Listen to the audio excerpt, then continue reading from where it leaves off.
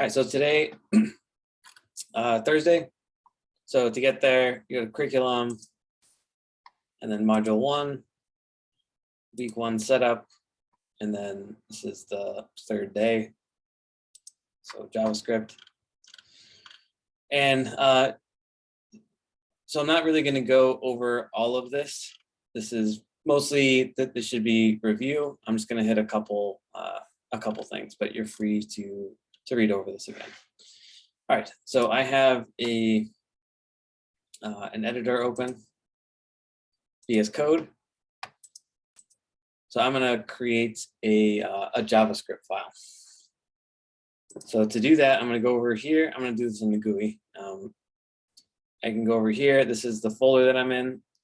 So first thing I did was I chose, created/chose some place on my computer where I wanted to create a project and work from. In this case, in my desktop, Code Platoon, PT Charlie, and then this JS intro folder that I created.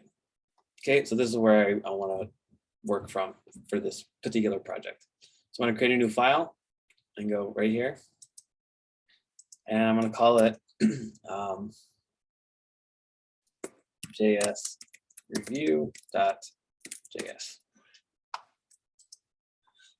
Okay, so now I have a JavaScript file. And let's just say I wanted to run this file. How would I do that? Node in the file name. Yeah. Node. Okay, so it ran. There's nothing there, but it didn't throw an error or anything. The file exists. So if I wanted just to make sure,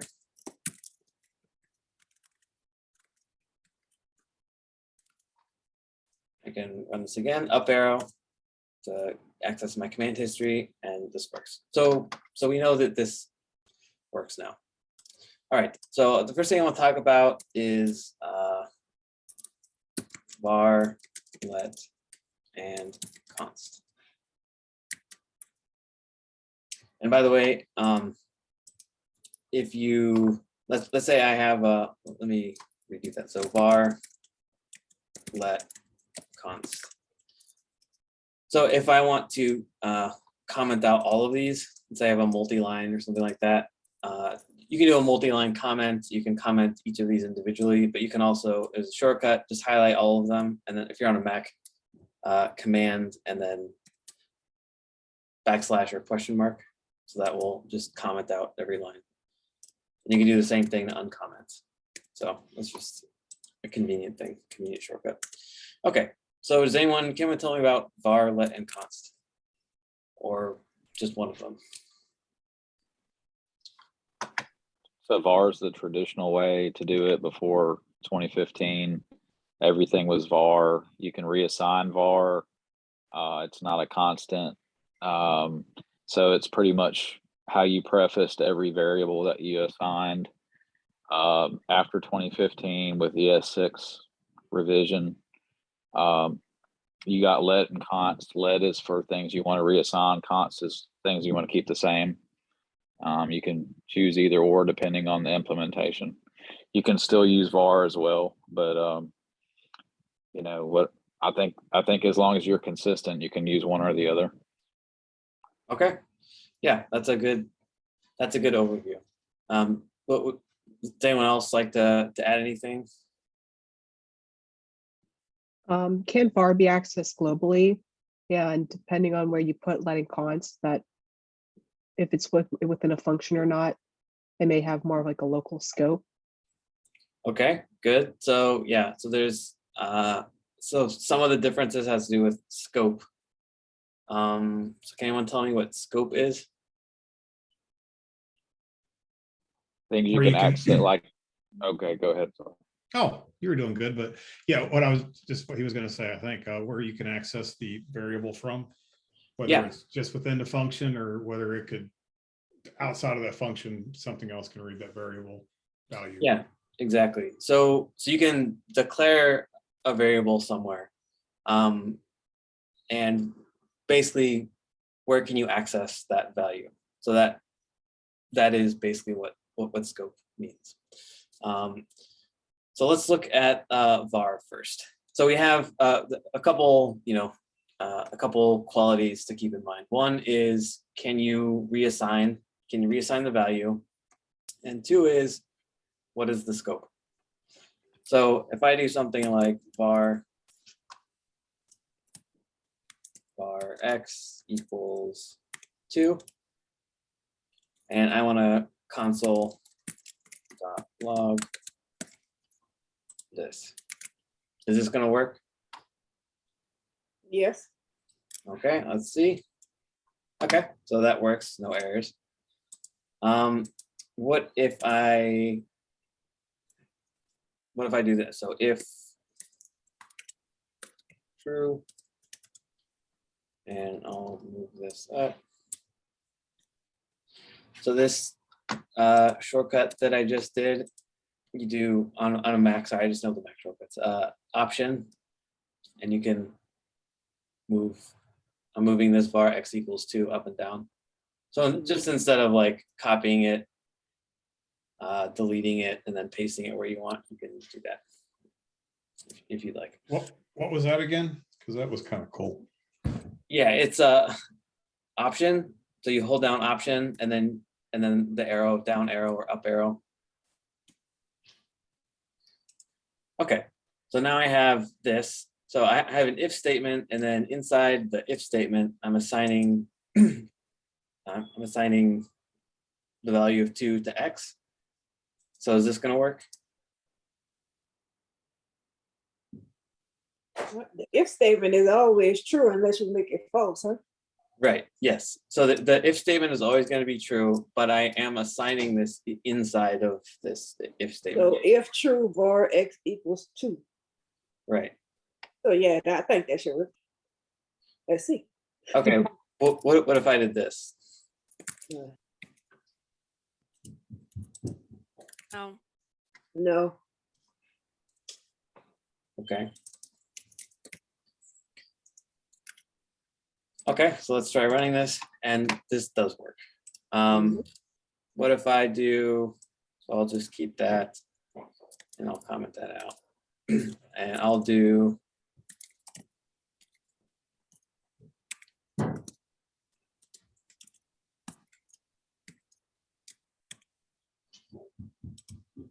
so is this going to work? Yeah, because var is global, right? That's the one. It could be, it's global no matter where it's at, right? That's not going to work because it's inside of function and you're not calling function. bars. It's Well, If you call okay, so let's say that I call it. Call the function. Okay, so now I'm calling the function. Yeah, I think it should work because var is global, and I think let depends on where it's at. But I think var is global no matter where it's at, right? We'll see. We'll see. It's unfortunately it's not quite that simple. So this actually doesn't work, and it doesn't matter if I call this function or not. So even in older JavaScript, pre 2015, there were in fact 2 different kinds of scopes. There was global scope and then function scope. And var, because we're defining it inside of the function scope, we can't access it in the global scope. So even with var, there are some scope restrictions. So Okay. so this is an example of that. So there's function scope, and then there's. I thought var was the exception. I'm sorry, can you say that again? I thought var was an exception, that it was global no matter. I know let and const, once they're inside the function, they're in the function. Yeah. But I thought var had global scope no matter where. I know it's first precedent, but I thought it had global scope no matter where it was located. Yeah. So what about this? No, Function x equals 2. You didn't define X anymore. didn't Yeah. declare it as a You variable. declare it. Thank you. Right. Okay. So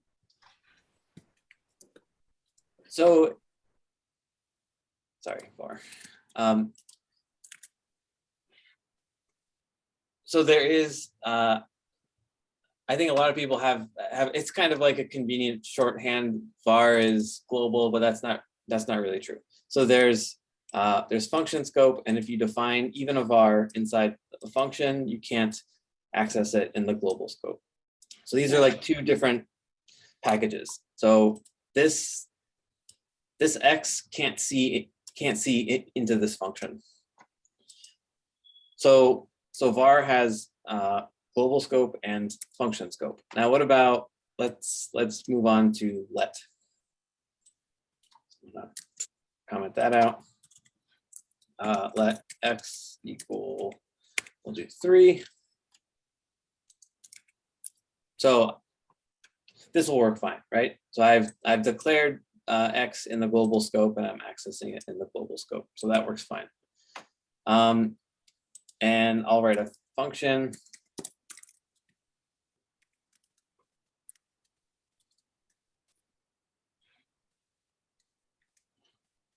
And is this going to work? No. Right. It's not going to work. Just like var didn't work, let is not going to work here either. Okay. What about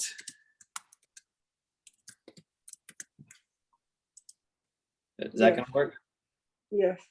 Okay. Well, that actually doesn't work. So it works with var,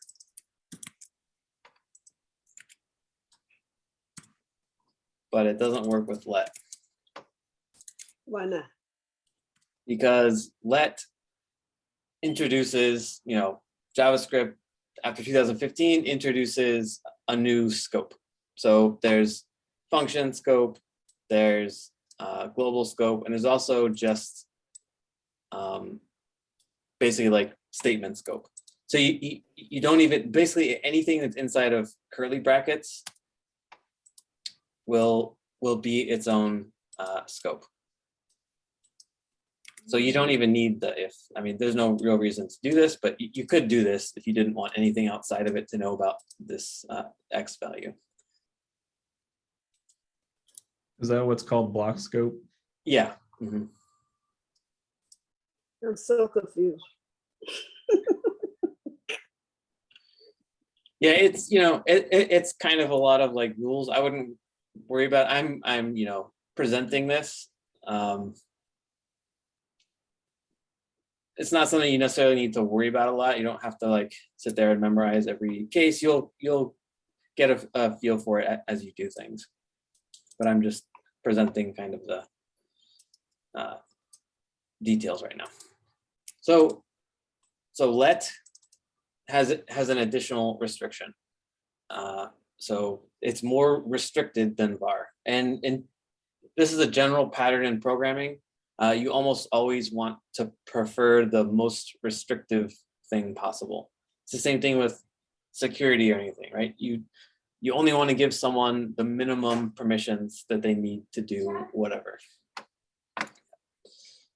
Okay. Sorry, can you guys give me 1 second?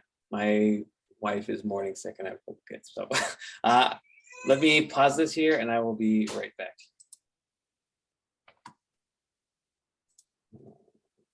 If you put let,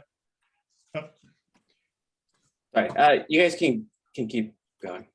okay, so if you declared let X equal 2 above if, and then you had let X equal 3, depending on where you put the console log at, X would have a different value. So if you ran that, would be 2. Right.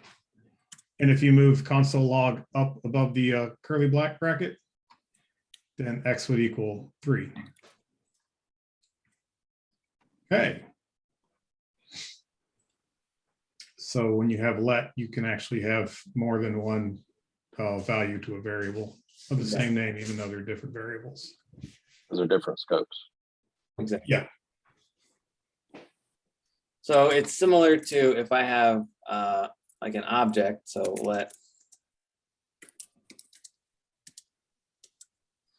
I can have A be equal to another object.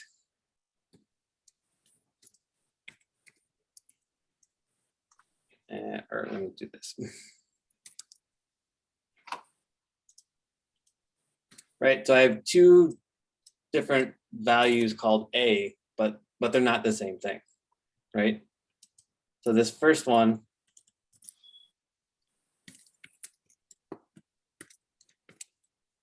Is the object itself. so object.a, what is that going to print out? The object A1. 1. It's going to, so Just one. it's not going to print out one. It's going to print out Object. this Object A1. object. Yeah. Now, if I do, then 1. it's going to print out 1. So even though these have the same name, they're in essentially different scopes, right? Because I have object.a.a. So this first one, this inner one is the A belonging to A belonging to object, whereas this is just A belonging to object. Nobody really does that in real life, though. Use the same name over and over. People do, yeah. I mean, you should avoid it if possible, but yeah, it's definitely, it's not something that you'll never see for sure. So you can think of this as like, you know, a separate namespace. It's its own container. So it's a container that lives somewhere else, and I can also add, you know, another scope inside here.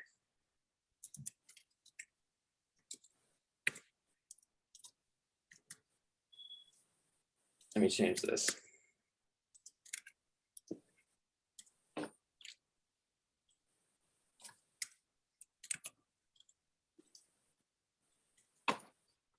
So this only sees this one. And if I comment this out, it's picking up this one from the global scope. Now I get the error. Right, so I have a scope here. So I have my global scope out here. Then I have this block scope from the if statement. And then I have this other kind of anonymous block. I have this other block in here. So this is like embedded inside there. So the same principle holds. All right, so I know this might be kind of confusing, but the basic idea is that if you define something in a place, things outside of it can't see it. All right, so that's basic difference between var and let is let adds this block scope. Now, what about const?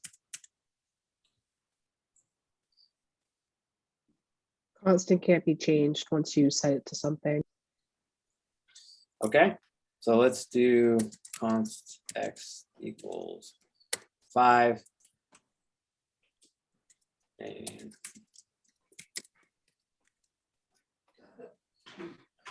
all right, and I'll try to reassign it. So x equals 8. And what's going to happen? 5.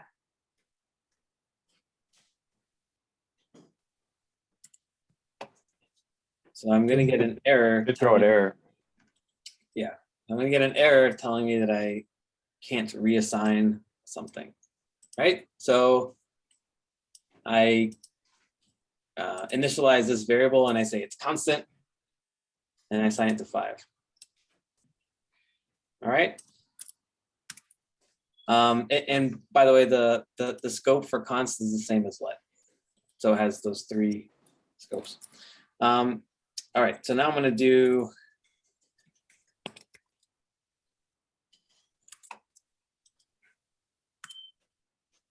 okay, and I'm going to try to reassign it.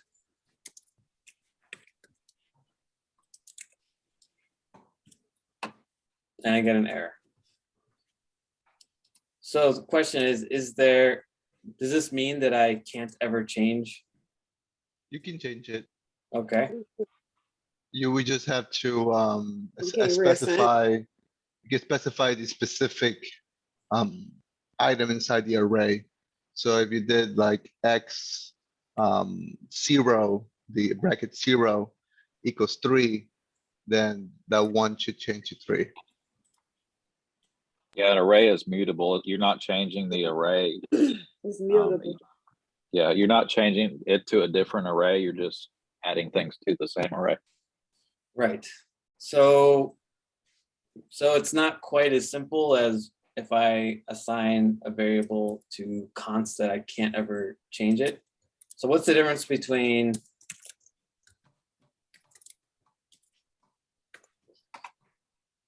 these two lines? Numbers aren't mutable. You have to reassign X to a different number to change it. So that would not be allowed. Right. So what's happening is that there are certain classes of types, like strings and integers and a few others that are primitive types or primitive base types. So they get assigned by value. And then there are other types like arrays and objects that are assigned by reference. So let me illustrate that real quick. So I have this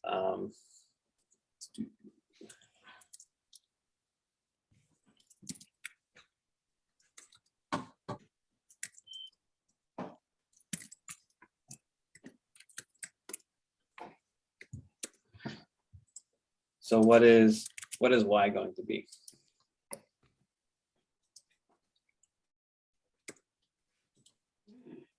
Eight. 8, yeah. So it'll be 8. Okay, so I have this here, and I've just said I want y to be the same thing that x is, and x is 8. So what if I do this? Let me use let here. Let me go back.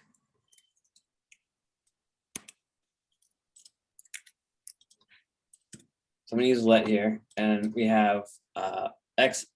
I assign 2 to x, and then I assign whatever x is to y, and now I'm consoling. Now let me do.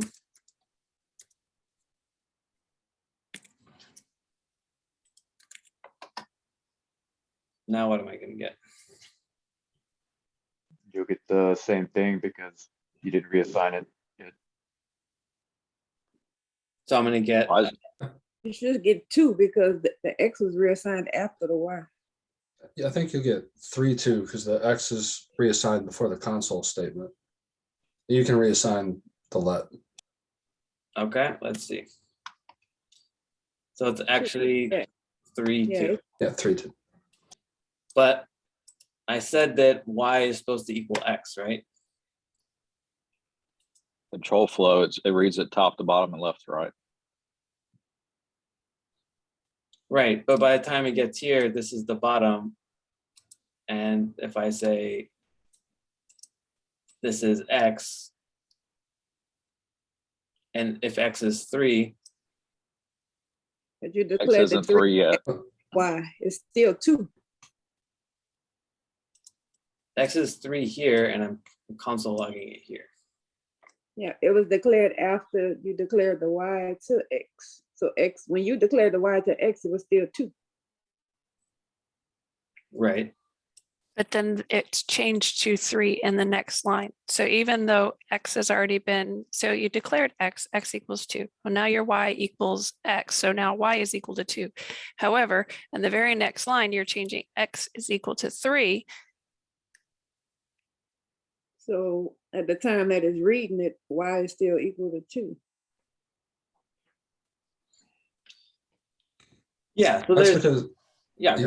go ahead. Because on line 15, when you're assigning the variable y, you're assigning it to the value of x, but you're not infinitely connecting it to x. So when line 15 runs, y is equal to the integer 2, and then in a different container, different variable space, x is redefined, and that's why you end up with the 2 different values.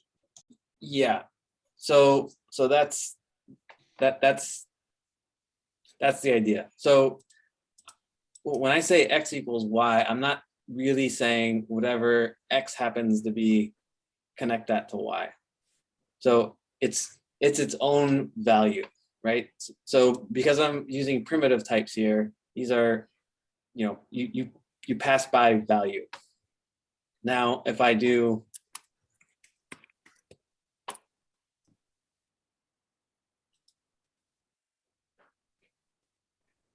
let's try this.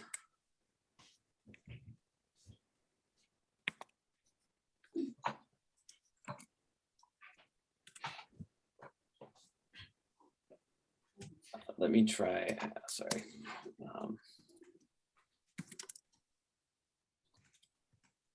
Let me console log X and Y first. All right, I'm gonna do this. I'm gonna do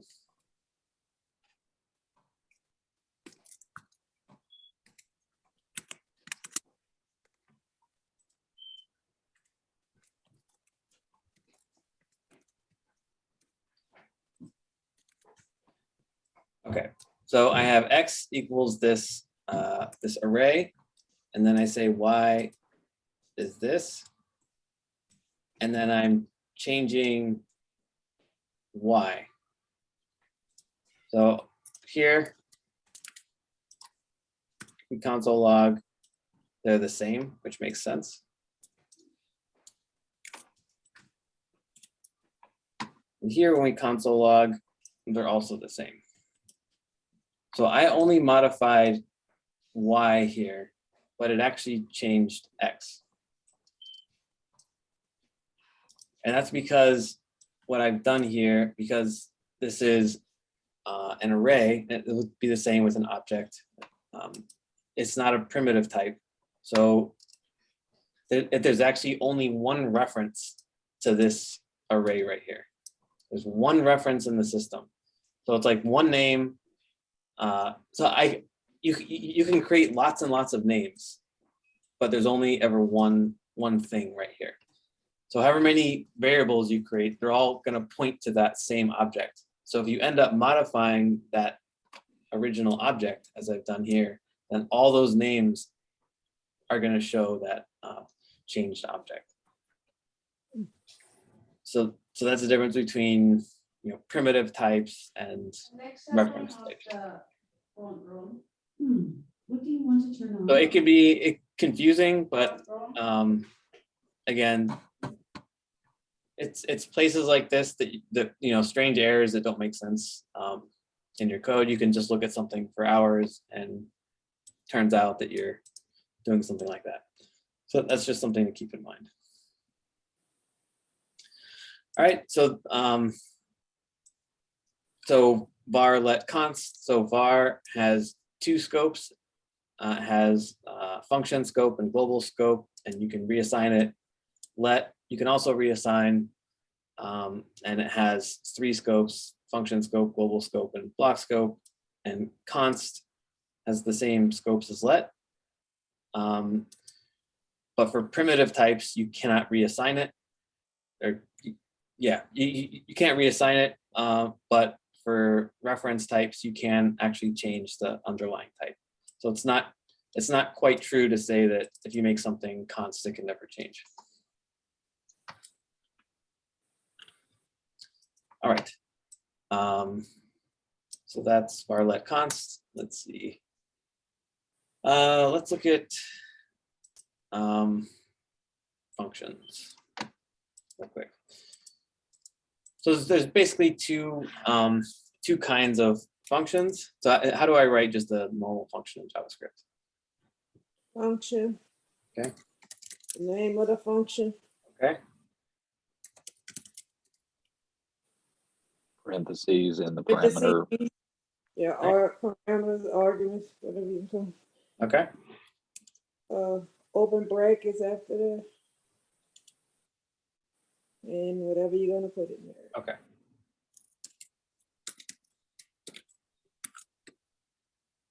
And then if I want to call that function, My func.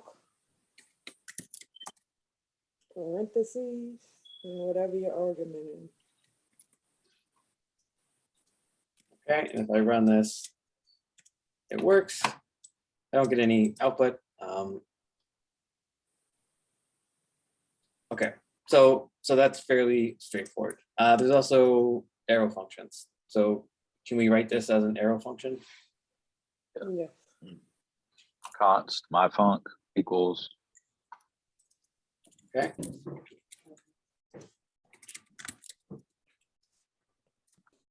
arg. Parentheses, but you don't have to use it. You don't have to do parentheses with one argument, but a lot of people do. Okay.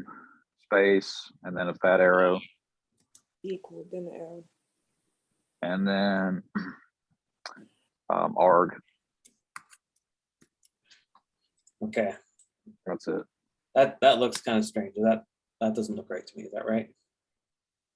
That's right. I Okay. think it's You can right because it console only log. has yeah, it only has one, One You can do argument. curly braces if it's more complex, but you can return it just like that if it's just simple.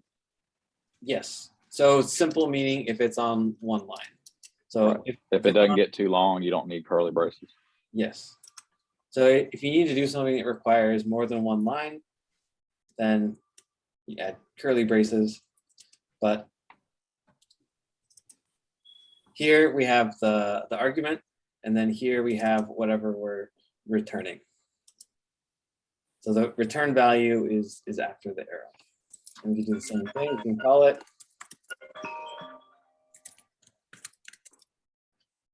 If you want to see it, you can console log where you're calling it. Okay.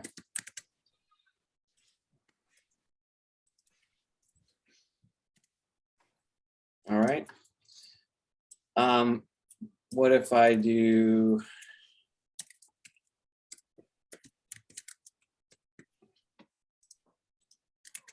What am I going to see here?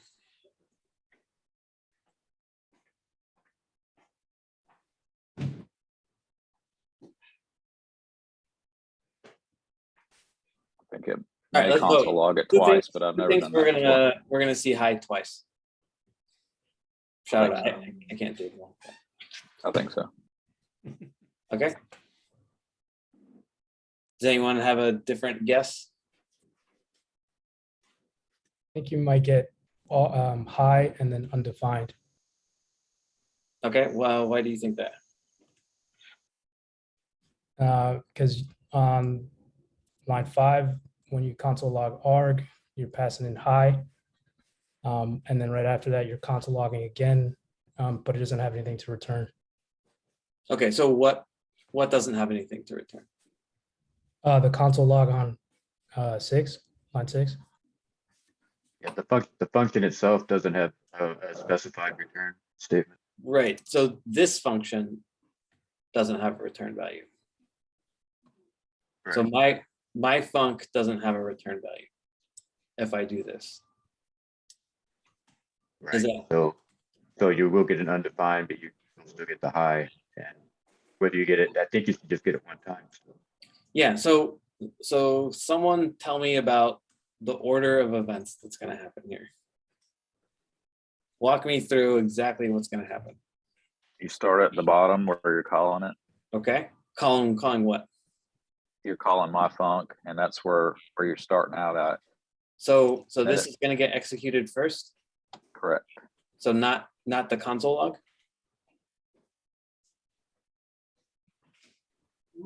It's going to console log the return value from that, but there is no return value. I think that's what he was saying.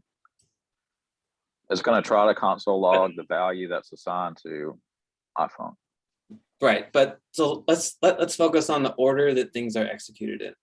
So Yeah, even though it's running the function inside the console log function first, okay. and So then the console log function completes. okay, so this function executes, right? Right. And then what happens when this function executes?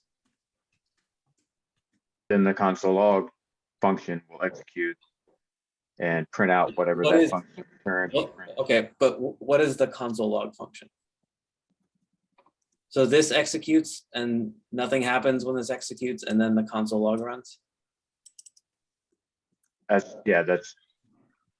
essentially It's a function within a function, so the interior function will run first. Yeah, exactly. So this function executes. So tell me what happens when this function executes. It will console log inside the function hi, and then it'll return undefined. All right. So So when the console log prints that out, you should get hi and an undefined. right. So this function will get executed, which is going to execute line 5. Line 5 is going to take in an argument, which is hi. And the return value is going to be console. So this block will be executed.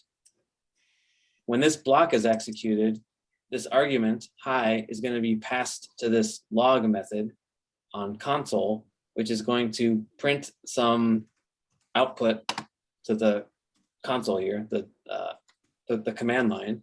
And then this function, console.log, this method, will return. This will return undefined. When this function returns undefined, then the myfunc function will reach the end of its execution. And so it will also return undefined. So the return value of myfunc hi will be undefined. So then in line 6, the console log on line 6 will be executed, but the argument to console.log on line 6 will be undefined. So that's the order of events that's going to happen.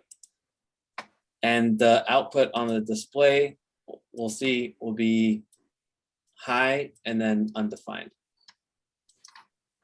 Does anyone have any questions about that?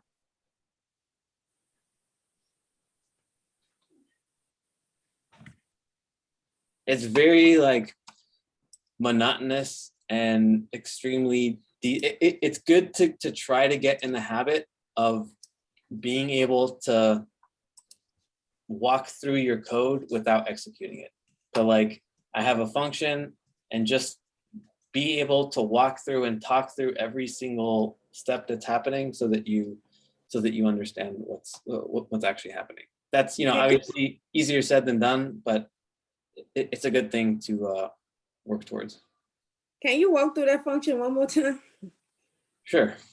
Also, I think, at least for me to kind of understand it better, is to understand at each stage what's being returned, and then what that return value is going to get used by. Yeah, exactly.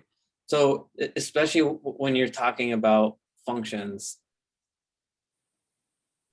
the question you want to ask about every function is, what does it take as input and what does it give as output? And in this case, things can get more complicated because we have functions calling other functions, which is calling another function. So here's a case where we have this function, method, whatever, console.log, which is going to end up calling indirectly. So let me start over. This function is going to get executed first, right? This function calls another function, console.log.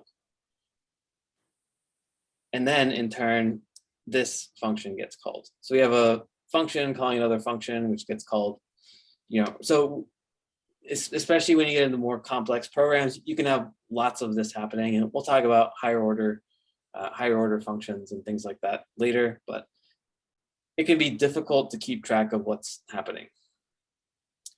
But it's good to get in the habit of trying to be very detailed, try to have a very detailed understanding of what's happening.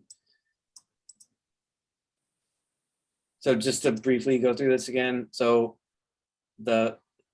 this expression is going to get evaluated first. Myfunc hi. This myfunc is going to execute this block, which is going to call console log.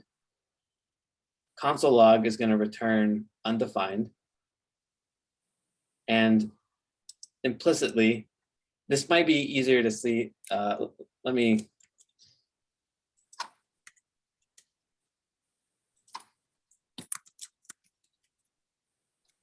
Sorry.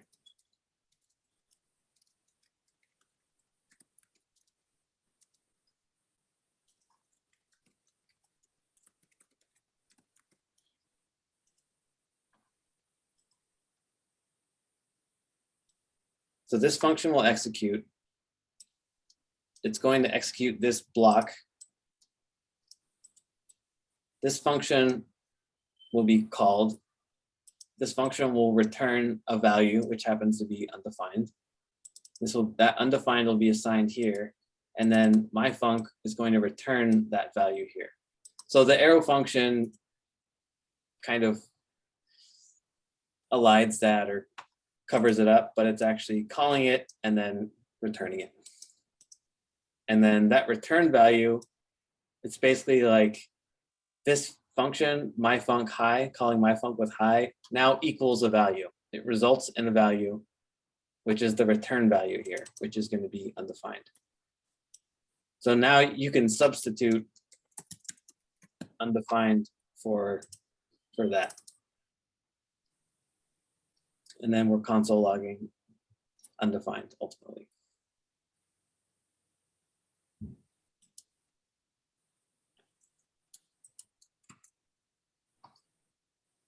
So that's a basic idea. You know, it's confusing and unnatural as programming is, but it's, Chad, yes. I don't remember if I've read this somewhere. And you can correct me if I'm wrong, but isn't it true that console log always returns undefined? Right. So every function in JavaScript. So we can do this here. So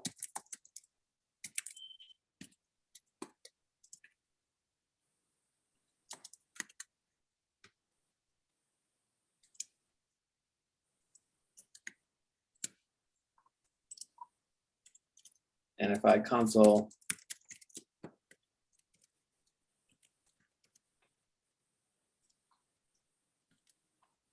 so what's going to be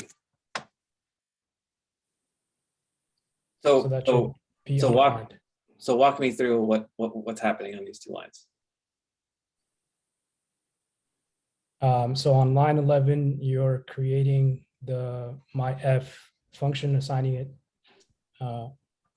that empty function to variable myF, which is a constant. And there's nothing in the block, so there's nothing really to return anyways. Yeah. Okay. So there's nothing to return. So can you be more specific? Not quite. So you didn't set a return value at all, so by default it's going to return undefined. Undefined. Therefore, when you console log myf, when you call my function on line 12, it's going to console log the value of undefined, since that's what's returned from a function, unless you specify what value you're going to return. Yes, exactly. So if I were going to describe this function, what does it take in and what does it return? So my F. And returns nothing. Right. So my F takes in no parameters and it returns undefined. So I can console log this and I get undefined. I could also just explicitly return undefined. But, you know, under the hood, JavaScript is basically doing this for us. If you don't give it an explicit return value, it will return undefined. So every function returns something.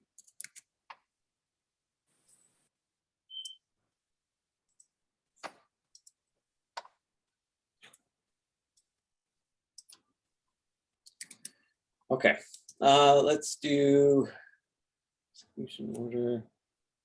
Going a little bit longer than I anticipated. Let's do this real quick.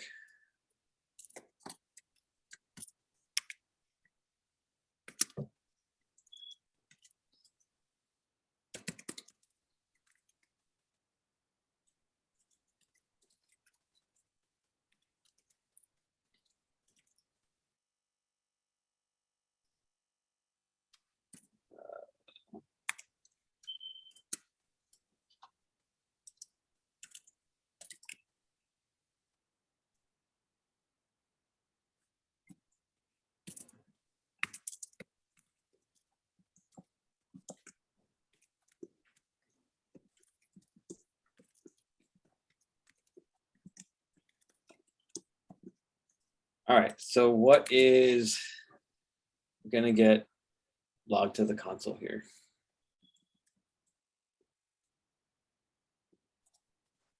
I think it's going to say hi. Okay, so talk me through all the steps that are gonna happen. Yeah, so you created function F1 to return hi. Mhm. And then you created function F2 and you called function F1 Right. in function F2. And then you created a constant variable called F2 result that calls function F2. Right. And then you're console logging the constant F2 result, which should return hi. I think it's gonna be undefined. Okay, so why do you think that? Because in function F2, you're not returning the call to F1, so it's gonna by default return undefined again, because you didn't set return F1, you just called F1. So const F2 result is going to call F2, which will call F1, which will return hi to function 2, which is then going to return undefined back to F2 result, and then you're going to console log undefined. Right. So this is a little bit tricky, but again, it's easy, especially in the beginning, to kind of just look at stuff and kind of gloss over things. But if you really break everything down step by step and ask what is happening. So I'm calling this function F2 and I'm assigning whatever this returns to F2 result. So I'm going to look at F2. So F2 is a function. What does it take and what does it return? So it takes nothing. And what does F2 return? Undefined. Yeah. Undefined. So do I have an explicit return statement? No. I don't. So if I don't have an explicit return statement, then it returns undefined. So I know that function 2 returns undefined. So I don't even have to look at this to know what, I don't even have to look at F1 to know what this is going to be. This is going to be undefined.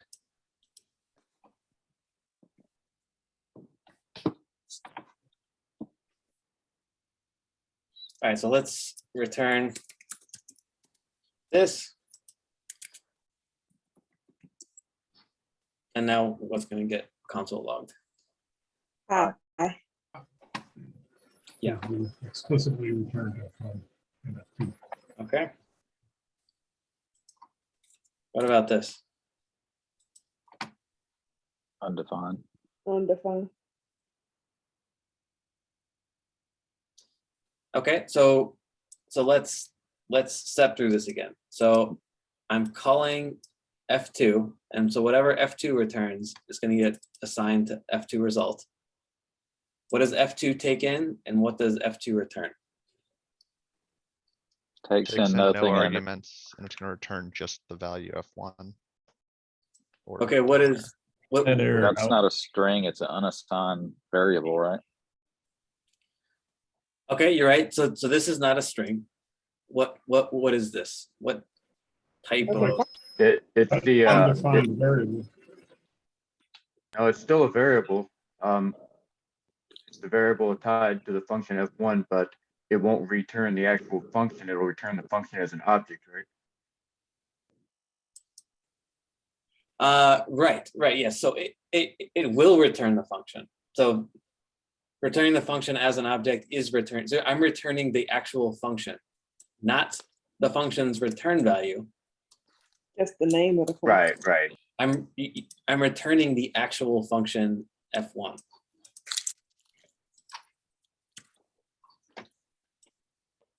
And this is just, the default representation for this, but this is the actual function.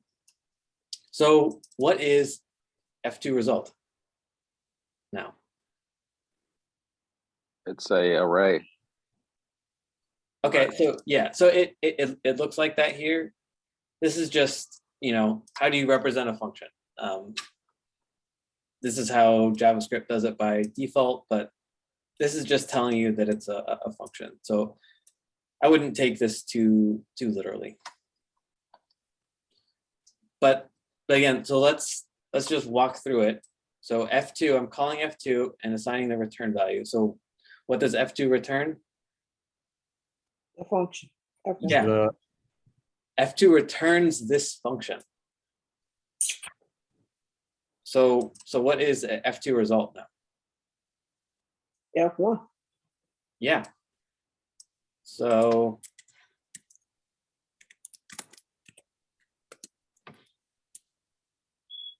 actually, let me do this. Is this going to throw me an error? What's going to happen here? At this point, it should now return high. Okay, let's see. So this does return high. So what I've done here, I've basically not renamed, but I've assigned this function to F2 result. I can call F2 result. I can also, or sorry, F1. They're both going to return high. So I haven't, erased this or anything. I have another way of calling this function now. So you can do that because functions are what are called first class objects. Functions are objects. You can treat them like any other piece of data. You can reassign them. You can pass them around. You can pass them as a parameter to other functions. You can do anything you can do with, an object, you can do with a function, basically.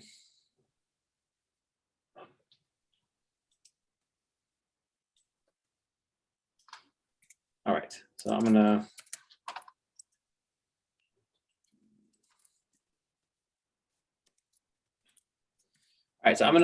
talk about the debugger. So when you're doing stuff like this, just looking at it, it may not be obvious what's happening, especially if the example is maybe designed to be tricky or it's just complicated. So what you should get in the habit of trying to do is to just walk through, just with your eyes and kind of trace everything that's happening. But built into VS Code, there's also a debugger, which can be very helpful. So in order to use the debugger, you can, over here in the gutter, so to the left of the line numbers, you can click there and you'll get a red dot. This will be a breakpoint. So this is basically, what this does is when you run the debugger, you're telling it, I want you to stop your automatic execution here and then wait for me to tell you what to do next.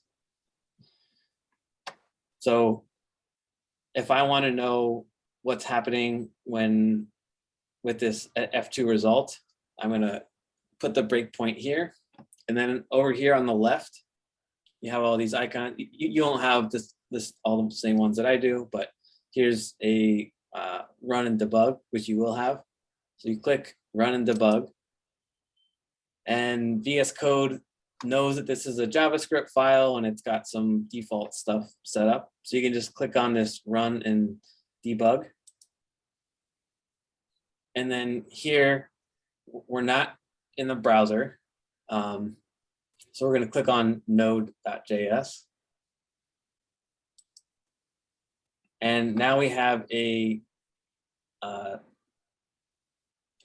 debugging session ready to go here. So it is executed, it has gone down and it stopped at line 10, and now it's waiting. And over here on the left, it's giving us a bunch of information about what it knows so far.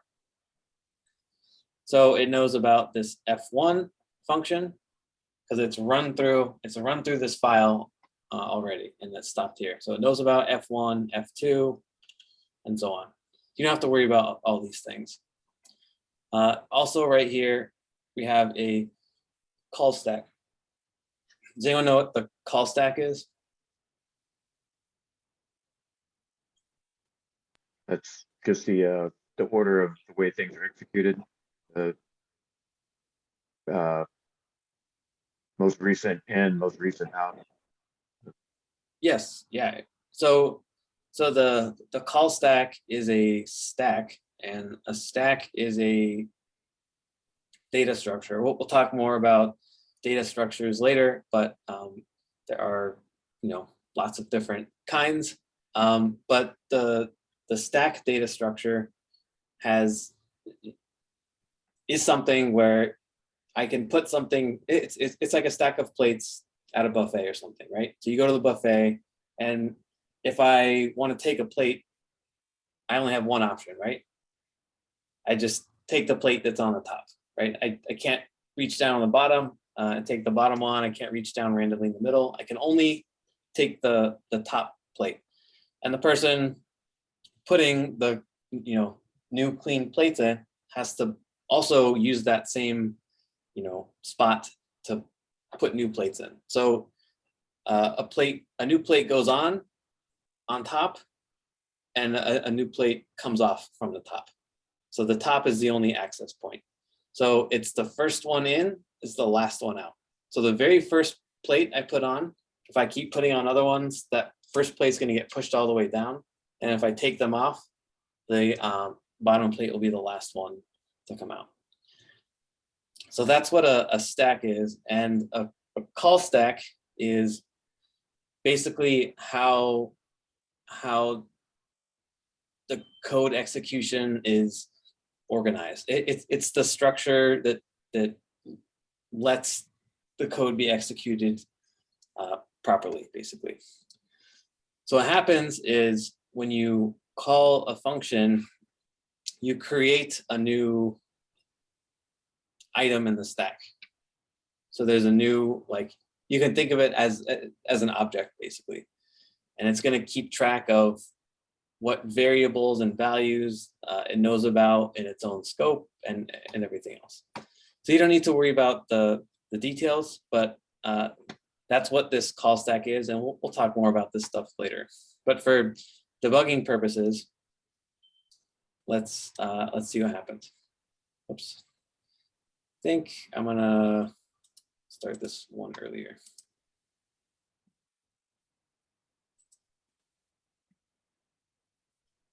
Okay. So I had to move one up, sorry. So I want to put the breakpoint here. So this function gets called. So F2, notice that my call stack now has F2 on it. And my variables here, local variables, these are I don't have any other ones, but let me actually go ahead and add one.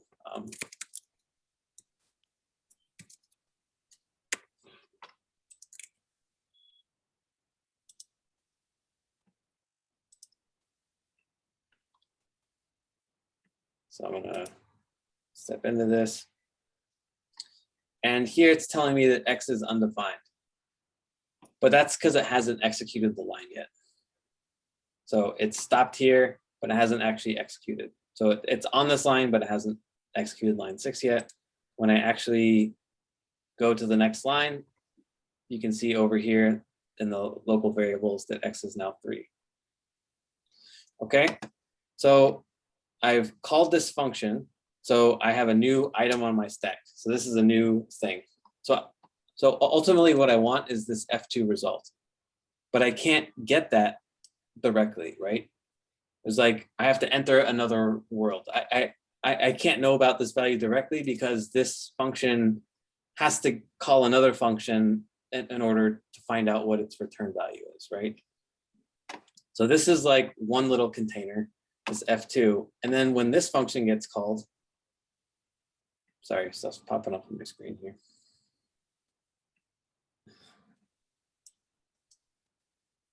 And Zoom is just like strategically, there we go. Okay, so now when I continue my execution, F1 gets called, and we can see that we have F2, even though this was the first thing, it's now, you know, because it was the first thing executed, it's at the bottom of the call stack, right? And F2 is now on top. So it's like I have 2 layers now. What I want is the return value of F2, but F2 has to wait for F1 to execute to find out. And this process could continue infinitely. But once F1 returns, it's going to have a solid value because F1 returns with the value, so it's done. It's done, and when it's done, it gets taken off of the call stack. So F1 gets removed from the call stack because we have its value. We're done executing. We don't need it anymore. So F1 gets popped off of this stack. And now F2 knows what the return value is here. We can see that over here as well. So we can continue executing. And once F2 completes, it has its return value. We don't need it anymore. It gets removed from the call stack. And now we know what this actual value is. So I would recommend using the debugger when you get stuck. It can kind of help you think about your code in very like step-by-step fashion.